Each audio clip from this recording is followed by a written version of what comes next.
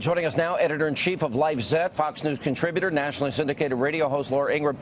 You know, here's what's fascinating about this to me, Laura, is, you know, they're bragging about a grand scheme. They talk about all the connections that they have to the Clinton campaign, even the White House and the DNC, to orchestrate a lie, a narrative, propaganda to the American people that Trump people are like this. And they've been doing it the whole campaign season, right. And now they got caught. What if Republicans did this? Oh, no. I mean, if a Hillary Clinton campaign office had been firebombed, it would have led every newscast, and every Donald Trump supporter would have been tarred with the action, okay? But, you know, when that happened over the weekend, it was basically brushed aside by the media as a one-off.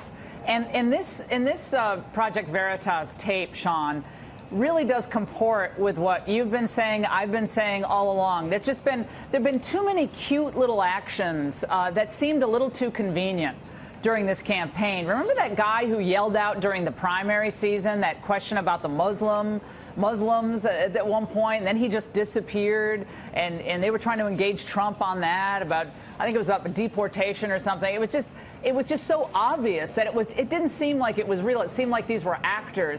Remember, Hillary Clinton had that little girl ask her the question at the event last week or the week before. It turns out the question was scripted by her parent, who himself had a connection to state government in Pennsylvania. So a lot of this stuff is fraudulent, and a lot of this stuff is orchestrated, and it's propaganda. And it is exactly what Hillary's record is: fraudulent, filled with propaganda, filled with lies, filled with media, amplifications, and it goes along with the entire campaign's outlook, frankly. It doesn't surprise me one bit. This is right out of Rules for Radicals. This is Saul Alinsky.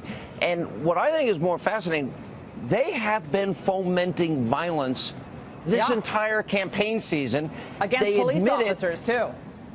They brag about it, and then they brag about how the DNC and the Clinton campaign and even the White House is involved.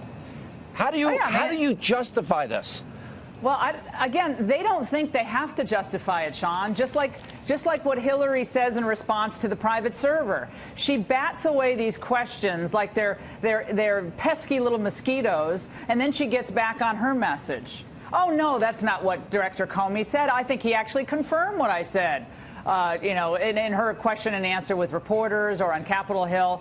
So their modus operandi here, Sean, is to deny and then quickly move on. And it works for them because, unlike with Trump, the press will let it go. Well, they talk about creating plausible deniability, but this is so serious that they brag about, we've got operatives in every state. They're going to every event, and they're fomenting violence, and they've been trained how to ask the questions.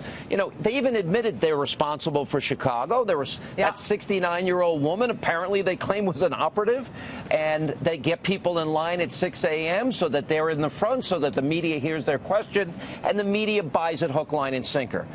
It seems to me we have been victims of a huge organized lie and propaganda campaign this entire election season.